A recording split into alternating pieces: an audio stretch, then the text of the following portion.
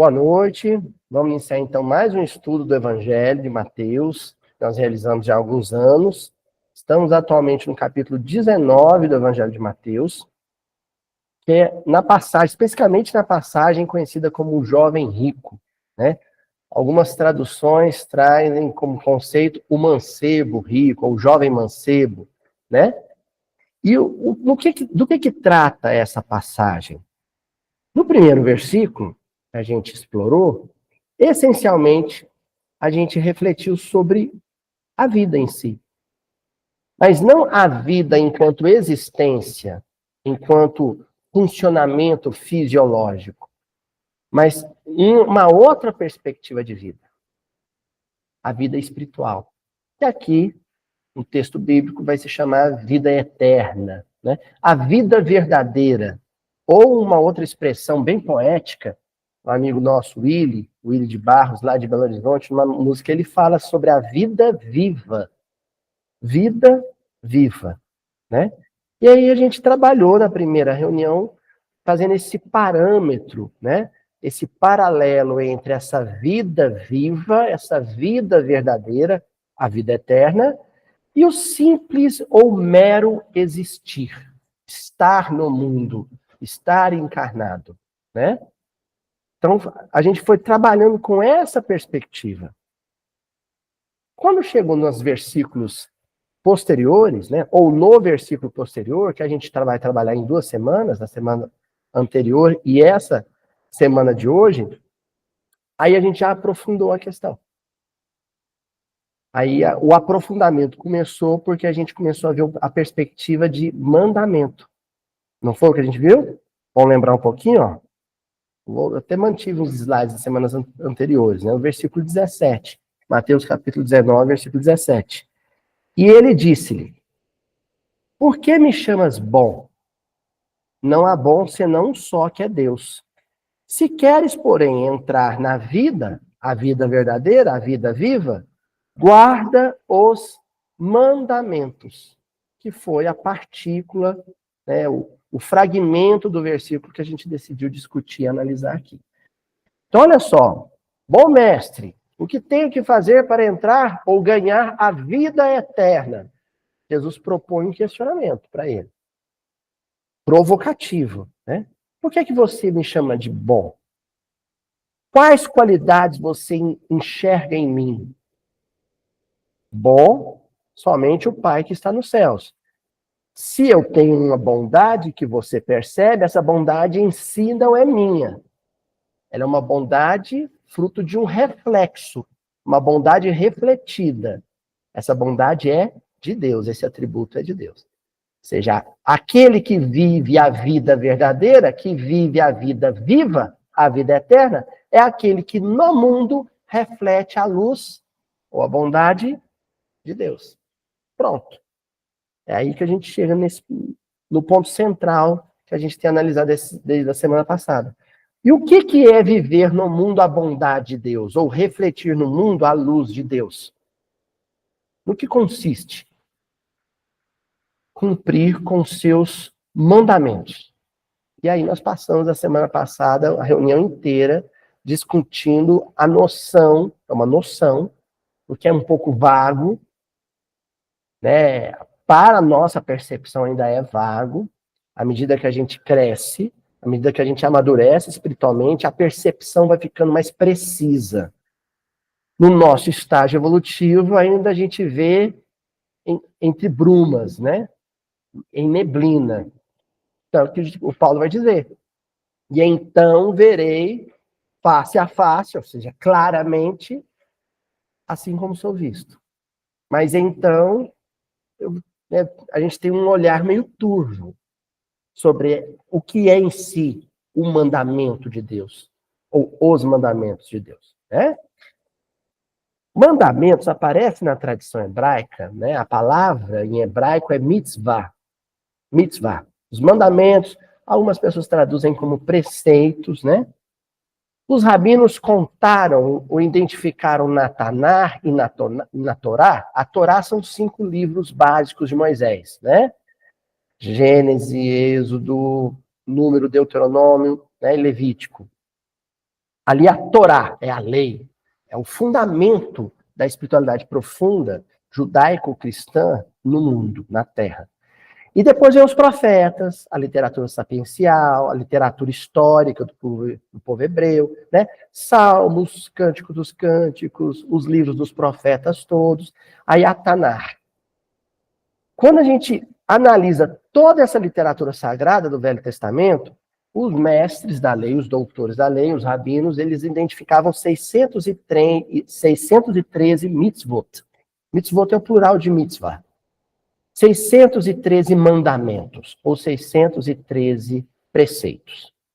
Esses 613 preceitos, divididos em dois núcleos, dois blocos, né? A mitzvot aser, que são os mandamentos positivos, do tipo, faça isso, né? Honra teu pai e tua mãe, né? Honra o dia de sábado, então faça. E depois as mitzvot, lá está a ser, que é as mitzvot negativas. Não faça isso. Não matarás, não roubarás, não cobiçarás a mulher, o asno, a fortuna do próximo, né? Aí as mitzvot negativas. Só que Jesus, ele vai no núcleo, no cerne, sabe? No tutano dessa espiritualidade, diz assim: todos esses mandamentos, tanto os afirmativos quanto os negativos, podem ser condensados em uma afirmação só. E ele faz um bem bolado, sabe? Ele faz um combinado entre uma passagem do livro Deuteronômios, que é o Shema: ouve Israel, o Senhor é único, o Senhor é unidade, né? Amarás o Senhor, teu Deus, de todo o teu coração, de todo o teu amor. Em resumo, né, para usar uma expressão bem própria da tradição hebraica, né, de todas as suas entranhas, né, lá do fundo da alma, é o amor que a gente tem que ter por Deus. Em Levítico, amarás o teu próximo como a ti mesmo. Né? Jesus pega esses dois mandamentos e funde numa lei só. A essência da lei, o núcleo nervoso da lei, o mandamento fundamental. Toda a nossa espiritualidade, dessa tradição judaico-cristã, se funda, se baseia, se orienta por esses princípios. Amar a Deus sobre todas as coisas e ao nosso próximo, nosso semelhante, como a nós mesmos.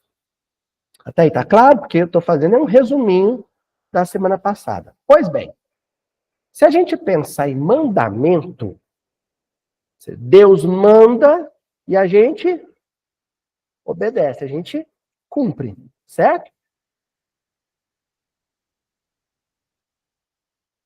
Aquilo que a gente cumpre, aquilo que a gente executa, aquilo que a gente concretiza por ordem divina, por determinação divina, no movimento espírita, na literatura espírita, nos estudos doutrinários que acontecem nas casas espíritas, historicamente, a gente trocou em miúdos, para usar a referência ao miudinho, né? A gente trocou em miúdos e faz sempre recorrentemente o uso de uma outra palavra. É a mesma coisa. Dever. Por quê que o verbo, né? Aliás, aqui o substantivo, né? O dever, por que ele aparece tão recorrentemente nos textos espíritas, nas preleções espíritas, nas análises, comentários teológicos espíritas? Por conta de um texto que está lá no Evangelho segundo o Espiritismo, mais precisamente no capítulo 17, sede perfeitos. Olha aí, sede perfeitos, né? Bom é só o Pai que está nos céus. Por que me chama bom? Porque eu me esforço para ser perfeito como o Pai que está nos céus. Capítulo 17 do Evangelho segundo o Espiritismo. Lá tem um item, o item 7, hein? Cabalístico, né? Que é o dever. Hoje, então, nós vamos analisar esse texto. Porque esse é o texto espírita, o texto da codificação espírita, do Pentateuco kardeciano, que comenta a noção de mandamento do Pentateuco mosaico. Então, é o texto que conecta a terceira revelação com a primeira revelação. Tendo como, né, vou usar um pleonasmo duplamente qualificado, como elo de ligação, né, a máxima de Jesus, né?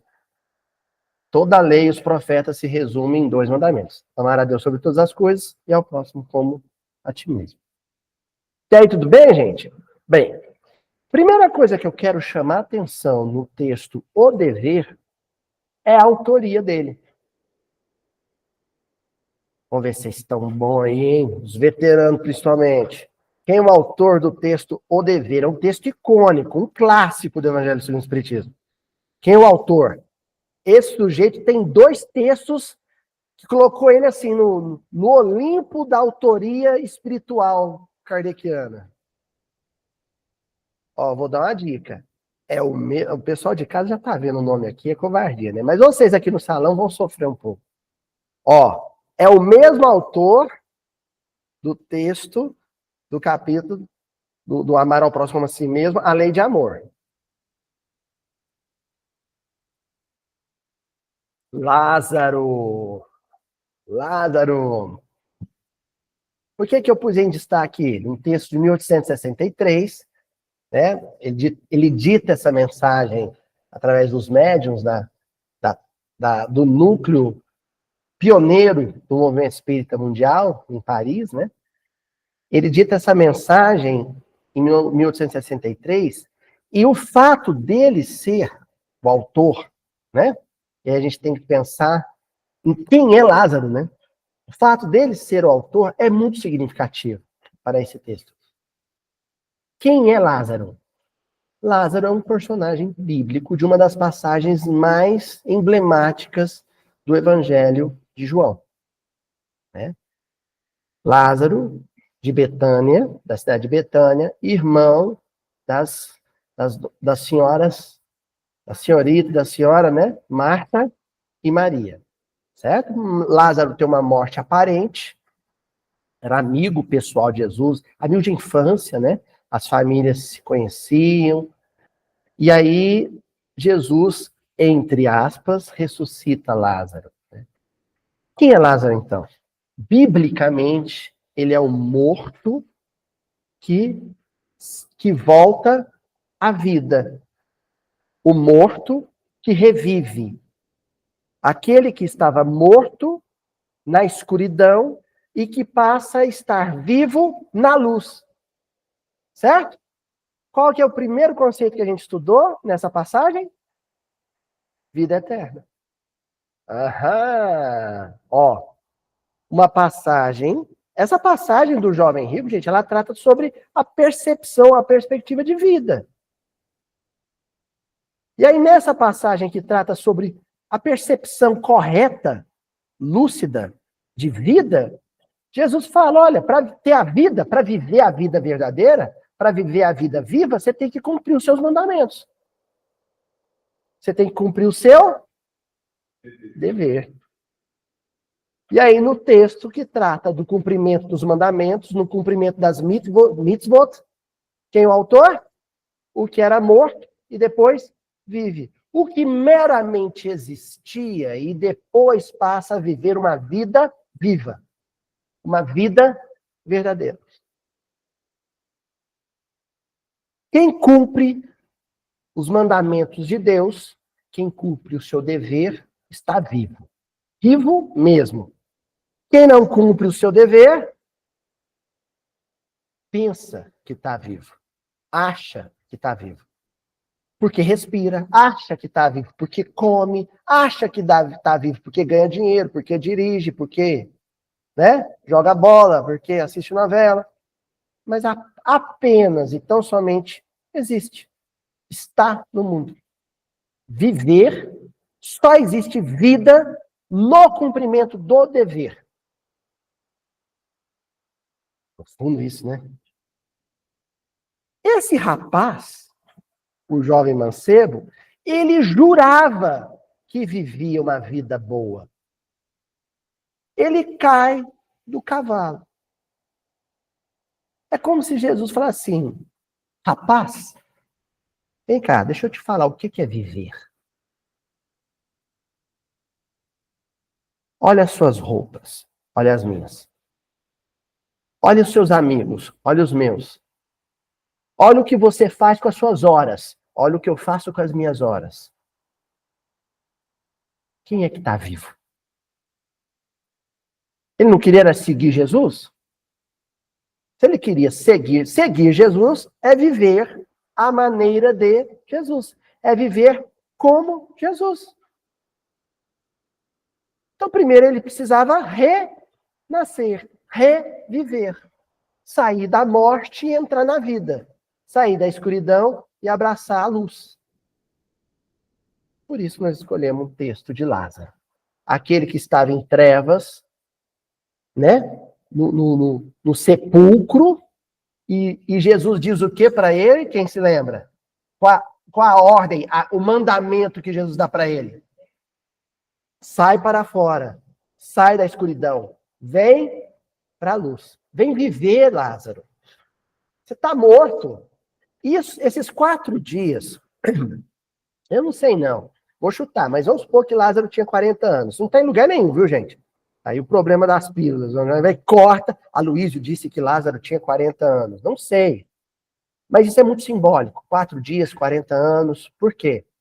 Porque foram os 40 anos de peregrinação do povo de Israel, saindo do Egito, a escravidão, a morte, e vindo para a Terra Prometida, a liberdade, a vida. É os 40 dias que Jesus passa no deserto. Entendeu? Então é simbólico. O 4, ele representa transformação. Na Cabala, no estudo místico da Torá, o 4 representa transformação. Por quê? Porque as estações do ano, isso não acontece aqui no Brasilzão, que só tem 2 estações do ano. Quer dizer, tinha, né? Uma chuvosa e uma seca, agora só tem uma chuvosa. Né? Bom, depende da região também, né? Depende da região.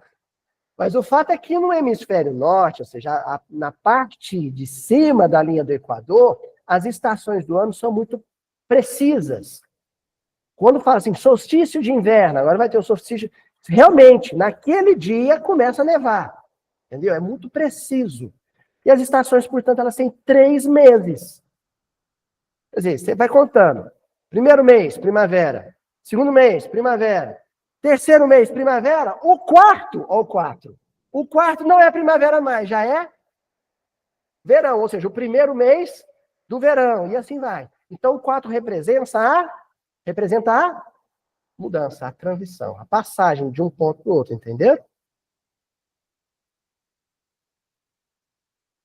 Vocês viram que tudo isso aqui foi com um nome, Lázaro.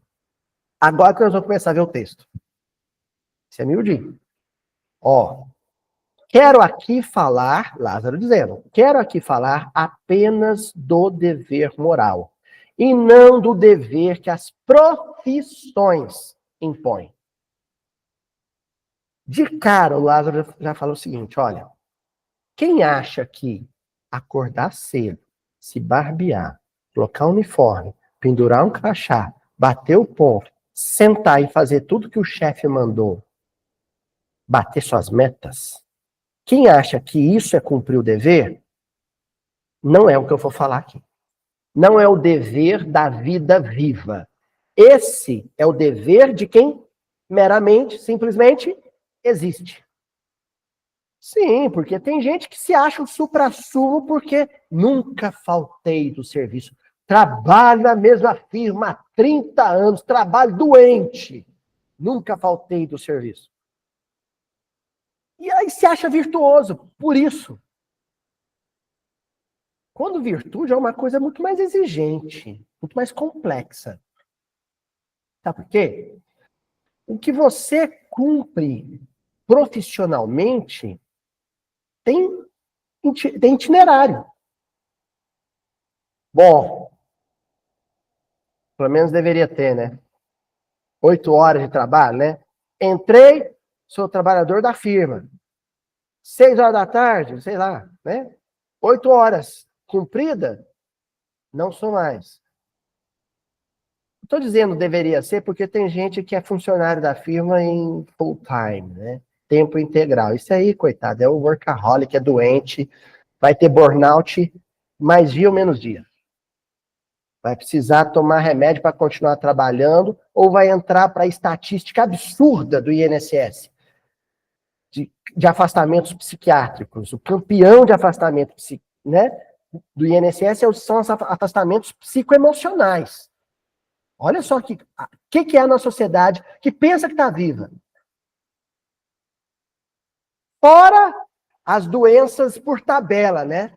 Que são, na verdade, processos de psicossomatização. Mas, enfim, salvo esse pobre coitado, que está feliz porque apareceu numa foto, num quadro, na parede, funcionário do mês, fora esse pobre coitado, existe aquele que, aí, assim, não, eu trabalho na firma, depois eu saio da firma, folga, férias, não quer nem falar em trabalho. Mas ele acha que é virtuoso porque cumpriu seus deveres lá na firma.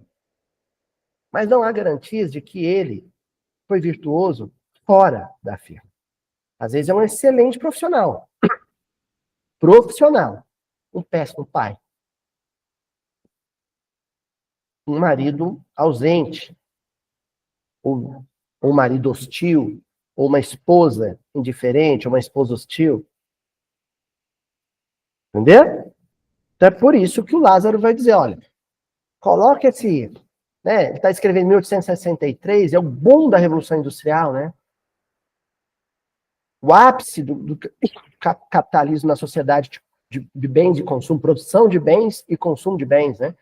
Ele está dizendo, quem está nessa, esse texto não é para vocês. Vai ler aí os coach. Aqui é outro papo, aqui não é prosperidade, não. Tá? Aqui é outro papo. Ele não vai falar desse tipo de progresso. Ele vai falar do quê? Do dever moral. Dever moral. Dever moral é compromisso de espírito para espírito. Espírito para espírito. Luiz, isso está vago. O que é compromisso de espírito para espírito? Aí tem que ler o resto do texto, para entender. Eu destaquei essa primeira frase, porque o que o Lázaro faz nos parágrafos seguintes é explicar isso aqui. Ele passa os parágrafos seguintes explicando o que é um dever moral. O que é uma mitzvah? O que é um mandamento da lei? Certo? Deus criou todos os homens iguais para a dor. Tem mais coisa aqui, mas eu vou parar aqui. Iguais para a dor. Os homens não são iguais. Não são. Nós somos iguais. Somos iguais, que cada um tem sua história, sua trajetória, né? Já diria Guimarães Rosa. É homem humano, travessias, né? Cada um com a sua travessia, com a sua jornada, com o seu histórico, com suas manias, com suas virtudes. Nós não somos iguais. Só em uma coisa nós somos iguais. No sentir.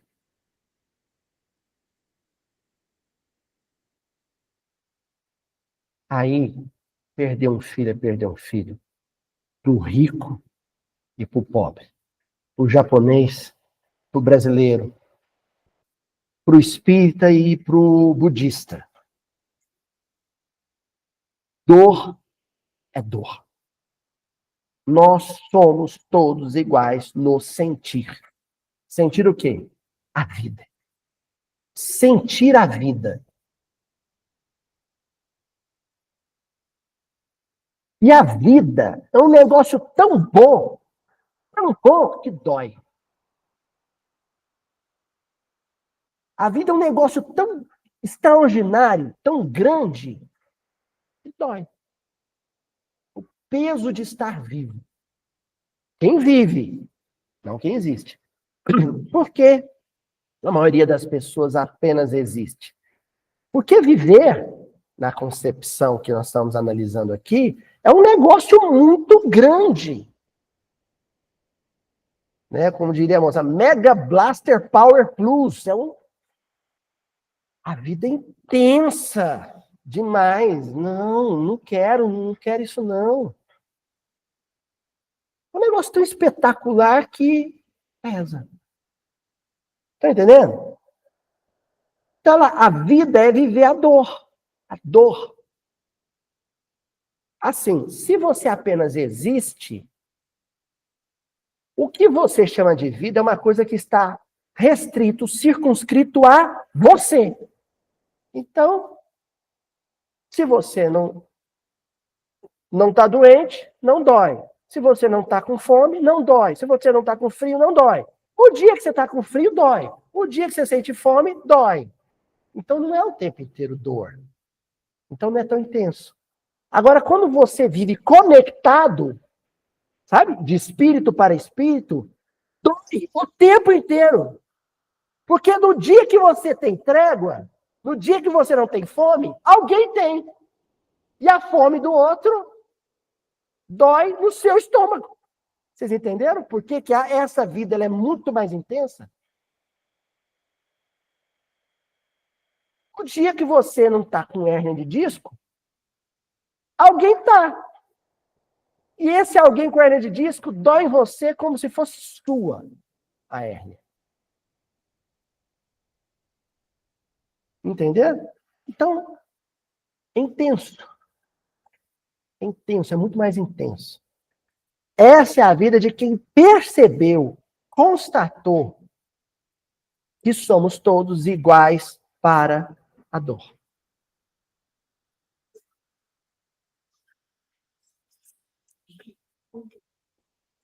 Não é? Você não saboreia a sua comida da mesma forma quando você considera que alguém não a come.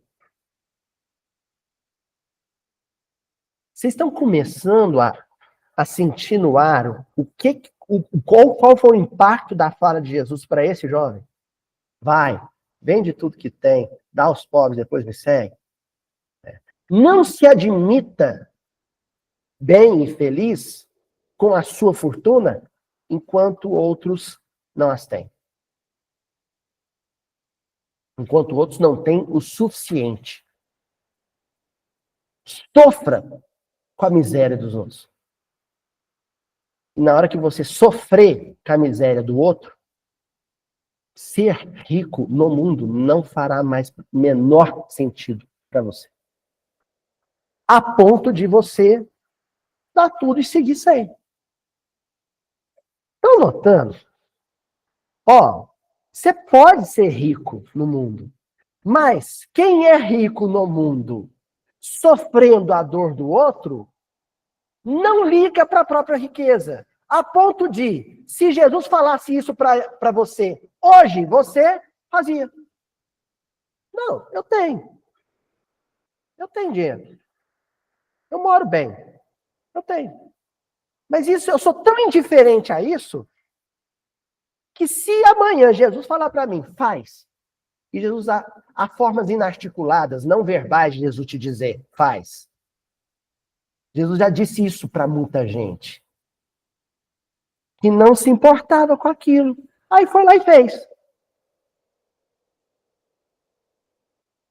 A jovem Agnes, uma jovem de classe, de condição boa, de origem europeia, na Índia, numa cidade indiana, entra num trem em Calcutá, de repente vê um homem morrer com tuberculose, tossindo sangue na frente dela. Ela sai do trem desesperada com aquela visão, porque aquilo doeu nela. Mas doeu tanto que ela entrou na primeira igreja para rezar. Quando ela entra na igreja para rezar, ela olha para os vitrais da Paixão de Cristo, da Via Crucis, e dá de cara com aquela visão de Jesus dizendo, tenho sede. Na hora que ela viu Cristo dizendo, tenho sede, ela escutou todos os indianos, e olha que são muitos, hein? Todos os indianos da Índia dizendo para ela, tenho sede, tenho fome, tenho dor, tenho frio. Aquilo doeu tanto nela, tanto, que ser uma jovem europeia rica no mundo, para ela já não fazia o menor sentido. Ela abandona tudo, inclusive o nome de Agnes, e se torna Teresa de Calcutá. Entendeu? Então, muitos responderam sim para Jesus. Esse rapaz não. Mais tarde, né, tia? Nós vamos trazer um texto do Humberto Campos aqui interessante sobre ele. Então, olha.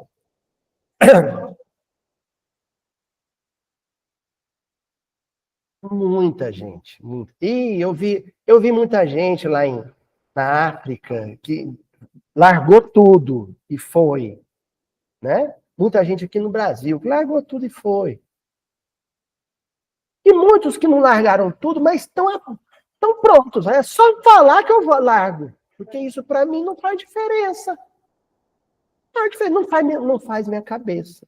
Para muita gente não faz minha cabeça.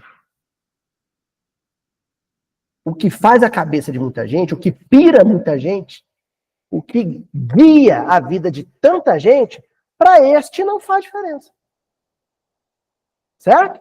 Então vamos lá? Ó, pequenos ou grandes, ignorantes ou instruídos, sofrem todos pelas mesmas causas, a fim de que cada um julgue em sã consciência o mal que pode fazer. Como assim, Luiz? Olha, se alguém sofre no mundo e eu sou capaz de sentir a dor de quem sofre, eu sou capaz também de imaginar que essa dor foi provocada por outro. E esse outro poderia ser eu, se eu não sentisse.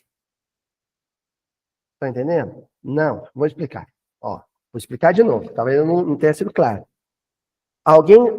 Tem que dar exemplo, né? Já que a gente está falando da miséria, da fome, alguém morre de fome. A fome desse alguém que morre de fome dói em mim. Na hora que dói em mim, acende em mim a seguinte pergunta: por que ele tem fome? Não era para ter. O mundo é belo, o mundo é fértil, tem terra para todo mundo, por que ele morre de fome? Aí a minha consciência responde: porque alguém o privou do pão. Aí, quando eu atento, quando cai a ficha de que alguém privou esse faminto do pão, eu não vou odiar quem o privou. Eu não vou odiar quem o deixou com fome. Eu vou simplesmente falar para mim mesmo: poderia ter sido eu. E se eu for espírita, eu vou dizer para mim mesmo: talvez um dia tenha sido.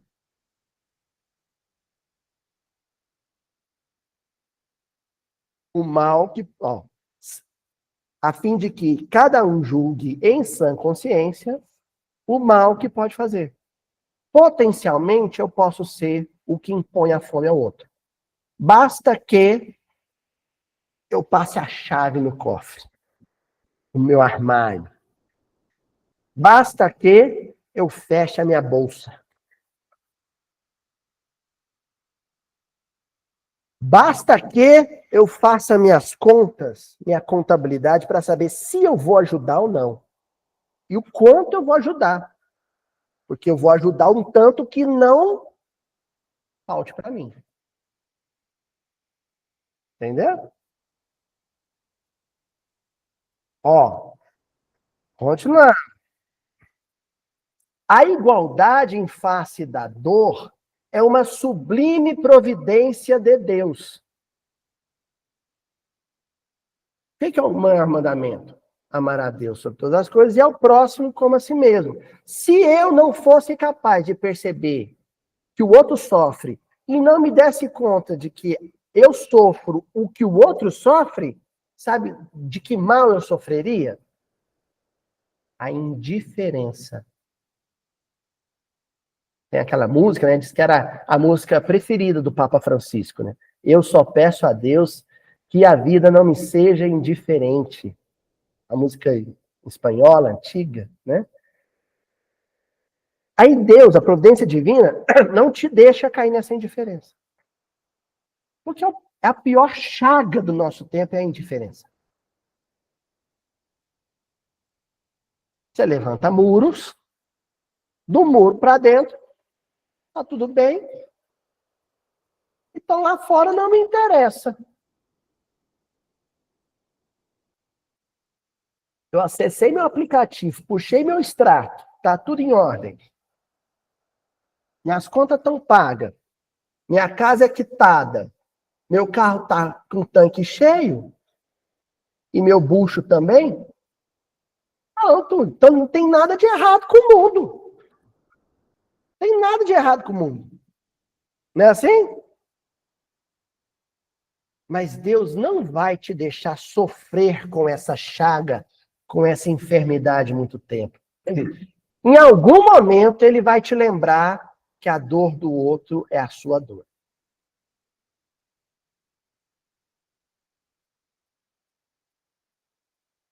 Ó, há muito tempo atrás, muito tempo atrás também não, porque fica parecendo que eu sou muito velho, né? Eu fui fazer, a primeira vez que eu fui fazer a colonoscopia. E o lugar onde o meu médico fazia a colonoscopia, Aurélio, era no Hospital Elian Gotti, aqui em Uberaba, no Hospital do Câncer. E você vai para o centro cirúrgico, né? E aí você fica com a camisola no centro cirúrgico, alguém que vai fazer um exame de rotina, uma colonoscopia, não que seja a coisa mais agradável do mundo, o preparo é a morte. Mas enfim, fica lá quem vai fazer uma colonoscopia, que é a coisa mais light que você pode fazer no Hospital Elian Gotti, e quem vai, de repente, extrair um seio. Fica todo mundo ali, num corredor.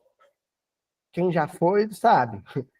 Você fica sentado de e todo mundo com a mesma camisola. E há procedimentos que só se faz ali. Seja público, seja particular, só faz ali porque só tem aquele equipamento ali.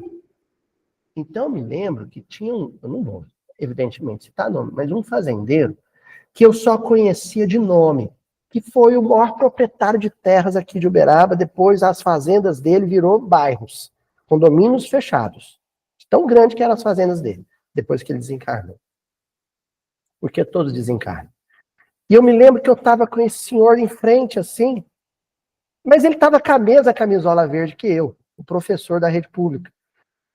E alguém me cutucou e falou assim, esse aí é o fulano. E eu só conhecia de nome, porque a gente não frequentava os mesmos lugares. E do meu lado, tinha um senhor da roça que não tinha o meu diploma. Então estava ali no mesmo corredor, numa distância de 1 metro, usando a mesma camisola, com a mesma pantufinha descartável, com a mesma touquinha na cabeça, e apavorados, todos, da mesma forma. O professor, o fazendeiro rico e o moço da roça analfabeto. E um olhando para o outro, tipo, então, né? Pois é. De vez em quando alguém falava, será que vai chover? Sabe? Para ver se distraía da dor, da apreensão, da ansiedade. Era a mesma dor. Ali só existia homem humano e suas travessias. Que quer Deus, né? Que quer que todos os seus filhos, instruídos pela experiência comum, a morte, a dor, a fome, não pratiquem o mal, alegando ignorância de seus efeitos. Ali ninguém podia dizer que não sabia o que era o medo da morte. Ninguém podia dizer que não sabia. Ali estava todo mundo com a mesma angústia. O ateu e o espírita. Hã? O ateu e o espírita. E isso é a providência divina. Que não nos quer alienados, embriagados, entorpecidos, com uma perspectiva de vida falsa, equivocada. Deus nos quer despertos, vigilantes, atentos, acordados. O homem que cumpre o seu dever, ama a Deus mais do que as criaturas. E as criaturas mais do que a si mesmo. É ao mesmo tempo, juiz e escravo em causa própria. Juiz porque ele avalia a si. Quem eu tenho sido para o meu irmão? Eu tenho amado o meu irmão mais do que eu amo a mim mesmo? Não. Então eu tenho algo a conquistar, eu tenho algo a alcançar. Tenho um alvo. Conseguir isso é a minha meta. Minha meta não é tantos mil por mês. A minha meta é conseguir perceber que a vida do outro é tão importante quanto a minha, mas que eu estou disposto a dar a minha vida pela dele. A vida dele é tão importante quanto a minha, mas porque eu o amo, eu estou disposto a dar isto que é importante para ele. E dar a vida não é morrer, simplesmente. Dar a vida é dedicar a vida, consagrar a vida. Só que consagrar a vida ao outro é abrir mão de um negócio pelo qual a gente é mais avarento que por dinheiro. A nossa avareza é maior com isso do que com dinheiro. Sabe do que eu estou falando? Tempo. Porque eu dou dinheiro para alguém, mas não dou meu tempo. Eu ligo para o outro e falo, você está precisando de alguma coisa? Mas não pego meu carro e vou lá visitar ele. Eu faço um Pix, mas fico semanas sem dar um telefonema. Entenderam? Porque a nossa avareza no século 20, 21 é o tempo. Até para rezar pelo outro. Porque quando eu paro para orar por alguém em sofrimento, quando eu paro para orar pelos pacientes do Hospital Aliangote, eu vou ter que tirar de mim mesmo e dos meus o quê? Tempo. Não, tempo não. Dinheiro eu dou, tá sobrando. Sabe por que o jovem rico deu no pé? Porque quando Jesus falou para ele assim, o que doeu nele, gente, não foi o vende tudo e dá aos pobres. Sabe o que doeu nele? Foi o depois me segue. Porque se ele vende tudo e dá aos pobres, ele fica sem nada. Se ele fica sem nada, o que ele vai querer? Ter tudo de novo. Reconquistar tudo. Só que para reconquistar tudo, ele vai ter que pegar o tempo dele, as 24 horas dele, e dedicar a isso. Só que Jesus não fala, vai, vende tudo, dá aos pobres, depois rala para conquistar tudo de novo. Não, Jesus fala assim, aí vem e me segue, ou seja, vem viver, trabalhar de graça pelos outros. Aí não, ele falou assim, não, aí não, mestre, aí não. Porque aí eu vou ter que dar um negócio que, para mim, é mais poderoso. Não é o slogan? Times money. Não é? Times money. Não, tempo não. Tempo não. Então você se torna juiz ao fazer essa autoanálise e escravo em causa própria, porque ao constatar qual é a sua demanda mais urgente, não é a carreira, não é o bem material, é o amor que eu dedico ao outro, o tempo que eu entrego para o outro, aí eu me torno escravo deste dever. Eu me torno escravo da minha consciência, que diz para mim, vai, serve. Serve até desmaiar. Trabalha até cair no chão. Pela saúde e a felicidade do outro. Ele é escravo de algo que é maior que eu. Agora, se alguém quiser exclusividade nessa entrega, se alguém disser, me ame mais, né, disser que nem a raposa do Saint-Exupéry, né, do Pequeno Príncipe, cativa-me. Aí você fala, opa, calma. Eu sou cativo de uma causa, não de alguém.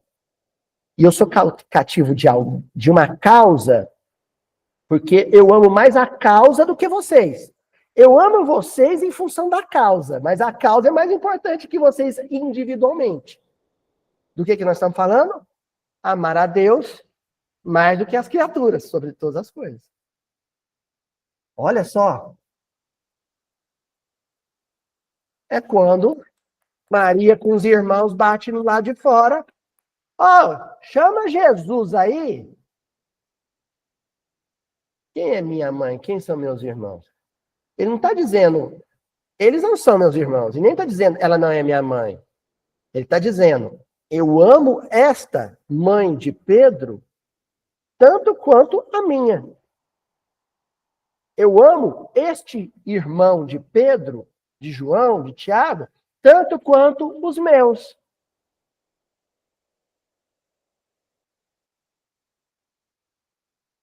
Isso é muito difícil nos nossos dias, porque a gente trabalha em função dos nossos. Meu filho, sabe? Meu filho vai passar na faculdade. Plano,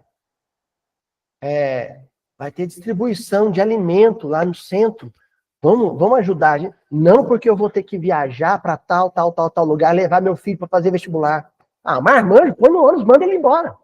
Vai fazer a prova, eu vou distribuir comida para os pobres. 18 anos? Não é moleque, não. Mas tem que ficar lá do lado de fora torcendo. Ai, senhor Eurípides, ajuda meu filho a passar em medicina. Enquanto o filho do outro nem emprego não tem, que dirá vestibular de medicina. Manda seu filho viver a vida dele e vai ajudar a aliviar o sofrimento do filho de outra mãe. Isso é alguma coisa muito exótico, é uma proposta muito excêntrica, muito esquisitona de vida, mas é a vida verdadeira. Jesus era um esquisitão, né? Jesus não descia goela abaixo. Jesus não era fácil de tragar, de engolir, de assimilar. Jesus é indigesto para estes que só existem.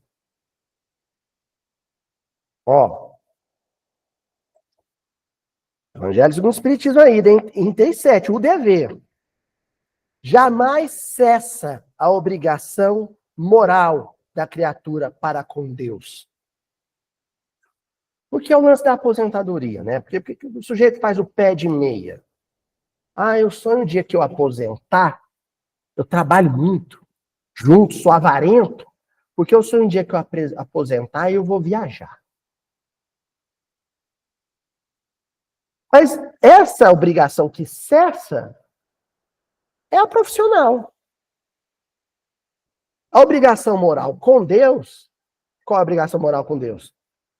Socorrer a necessidade alheia, de graça. Essa não cessa. Não cessa. Até o último dia de vida material. Você está trabalhando.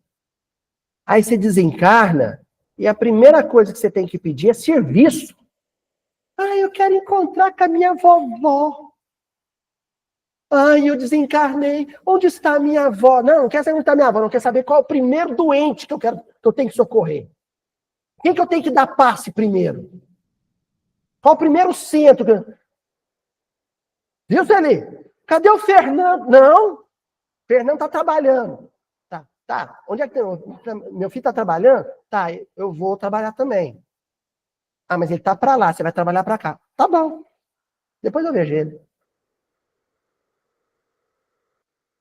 Eita! Aí é duro, hein?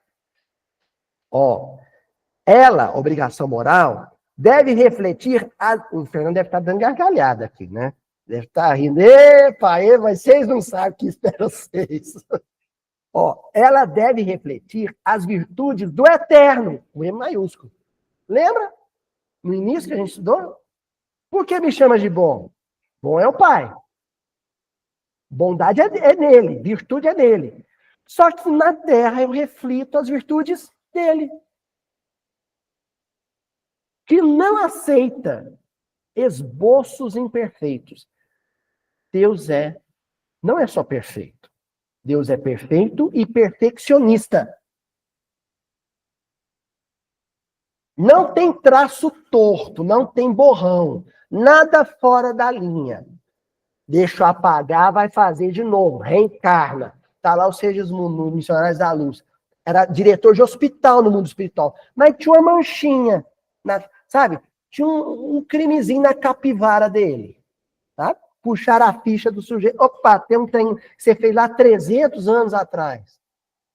Ah, mas eu vou ficando por aqui, né? Já faz tanto tempo. Não. Volta lá. Apaga e faz de novo.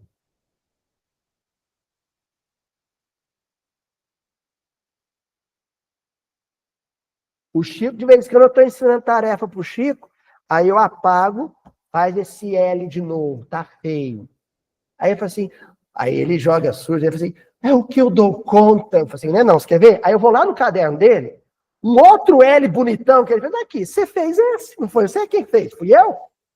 Não, fui eu, pai. Então você sabe fazer melhor. Se você não soubesse fazer melhor, meu filho, eu não apagava e mandava fazer de novo. Mas como aqui, ó, você já fez melhor, então você é capaz. Faz de novo. É Deus. Ah, Segismundo, você foi capaz de construir um hospital no mundo espiritual? Não é capaz de passar 40 anos como filho do Adelino e da Raquel? Vai lá. Eu tô com medo. Na hora de dar a facada no outro, eu não tenho medo, né? Vai lá. Reencarna. A reencarnação é o instrumento nas mãos do perfeccionismo de Deus. Repete.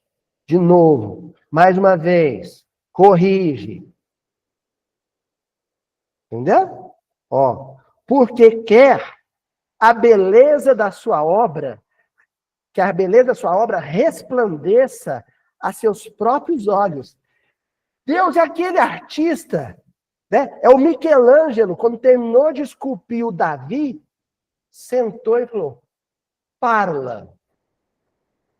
Ficou tão perfeito que ele sentou, ele foi o primeiro a curtir, tá hoje lá, até hoje lá em Roma. Ele senta e, uau, eu sou danadinho, hein? É Deus. A Luiz ficou orgulhoso, tinhoso, duro de coração. E Deus falou, vamos amolecer esse bife? Põe na tábua de bater carne. Vamos lá. O malho, o bastão golpeando a semente, não é assim? O peso, a aflição sobre o corpo doente e a libertação quando a alma consente. Um verso bonito que está por aí. Até ceder, até curvar. Aí na hora que fica macio, sedoso, aí Deus fala, agora eu estou satisfeito. Agora está bonito. É assim. É assim que eu quero. Certo? Ó, a gente fala esses trem, mas dói, né? Eu falo empolgado, meu trem dói. Eita, abinha de carne. Ó, oi, Toizinho. Uhum. É isso aí. Volta. Ó, encontro marcado, livro Encontro Marcado, Emmanuel, capítulo 1. Cooperação com Deus. Porque ele vai agir nas nossas vidas por meio de outros, através de outros. Deus não tem mão. Deus não tem mão. Quem é que estende a mão, então? Os médiuns de Deus no mundo. O discípulo de Jesus. As minhas mãos socorrendo alguém, elas estão com o fio invisível do mestre das marionetes. Sabe? É Deus.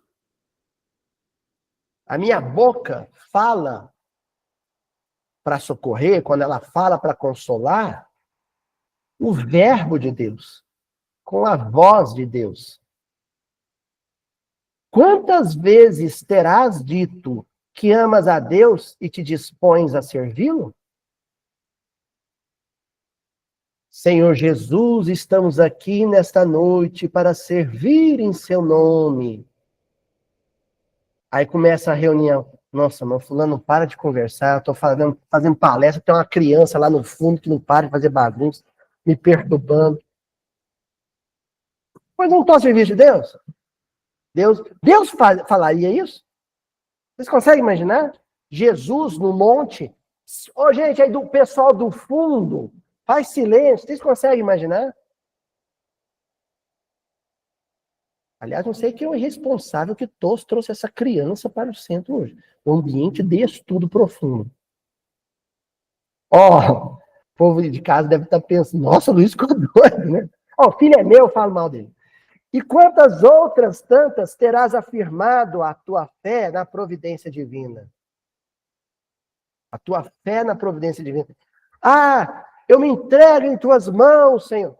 Isso tudo é palavroso, é discurso, é belo.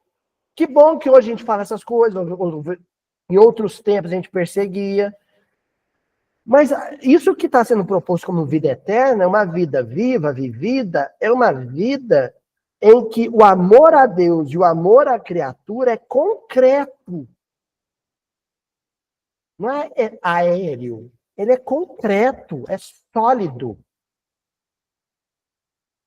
Por isso que o Emmanuel vai dizer, provavelmente, porém, não te puseste ainda a raciocinar que os teus votos foram acolhidos e que o Todo Misericordioso, por intermédio de vasta corrente hierárquica de assessores, com os espíritos do Senhor, te enviou tarefas de cooperação com a sua infinita bondade, junto de causas, organizações, situações e pessoas que lhe requisitam assistência e intervenção. A gente pede serviço em prece, e o serviço vem através de causas, por exemplo, a defesa do meio ambiente. A dona Joana está aqui, né, com seu trabalho exemplar de agroecologia, de aproveitamento do lixo orgânico, né, dona Joana? Né? Compostagem. Então, isso é uma causa. Deus pediu uma cooperação à dona Joana. Pediu a todos. A dona Joana ouviu. Deus pediu uma cooperação à dona Cíntia. A proteção e acolhimento de animais abandonados. A senhora foi lá e se moveu. Agiu. Socorrer cachorrinho dodói, atropelado. Procurar adoção, encaminhar para adoção. Não é assim? Organizações. Tá lá o Wagner precisando de gente. O Wagner mora lá com a Fraternidade Sem Fronteiras. Precisando de braço, de gente, para se mobilizar. Aqui em Uberlândia, ó, Fraternidade nas ruas. O pessoal dá banho em morador de rua, na praça, dá banho. Eles têm um banheirozinho lá, num trailer improvisado. Dá sabonete, shampoo, toalha. Eles tomam banho, dá roupinha limpa. Tá precisando de gente. Situações, aí já é o âmbito do cotidiano. Tô saindo de casa, meu vizinho tá lá pelejando, o portão eletrônico dele estragou, não abre, e ele vai perder uma entrevista de emprego. Eu, fulano, entra aqui, eu te levo. Vou atrasar um pouquinho no meu trabalho, mas eu te levo para a entrevista de emprego. Situações. E pessoas. O próximo mais próximo. Às vezes o meu filho está guardando angústias silenciosas que ele não vai me dizer, ele não vai verbalizar, que eu é que terei que ter sensibilidade para perceber, sentir e socorrer. Ou um estranho. encontra alguém chorando na fila do banco. A senhora está bem? Posso ajudar a senhora de alguma forma? A senhora quer um copo d'água? Pessoas. Quer dizer, você pede serviço e Deus vai vir. Só que a gente pede serviço, agora eu não tenho tempo. Ah, agora eu tô apertado. Agora eu tô apertado. Esse ano eu tô apertado, tá difícil as coisas. Tira de você, poxa. Dá do seu tempo. A gente adora divulgar campanha. O que é divulgar campanha? É dizer pra gente, vem trabalhar. O problema é quando você divulga a campanha, é falar, vem trabalhar, mas você não vai. Você não vai. Já pensou, Dom João Felipe? Né? Divulgar, fazer aquele trabalho bonito que ele faz no jornalismo, mas ele não ir. Felipe, sobrinho da Dona Joana, jornalista, repórter, que foi lá para Madagascar. Ele não só fez uma matéria, né? Caravana da Saúde, ele é jornalista. Ah, não, aprendeu nada, nasceu pronto. Ó, encerramos aqui com um verso, é uma foto bonita de alguém estendendo a mão para o outro, e um verso da música ser, verbo ser, do imperativo, seja, do Gladstone, Laje com o Tim Santos, da dupla Tim e Vanessa. Ser Deus para eles, como Deus é para ti. Ser Deus para eles, para os outros, como Deus é para ti. Você não recorre a Deus? Você não pede socorro a Deus? Alguém está te pedindo socorro. Você não espera que Deus te socorra? Socorra alguém também. Em qualquer canto, em qualquer lugar. Tá bom? Aí a semana que vem a gente vai pro próximo versículo, 18. Tá? Até a semana que vem, gente. Um abraço.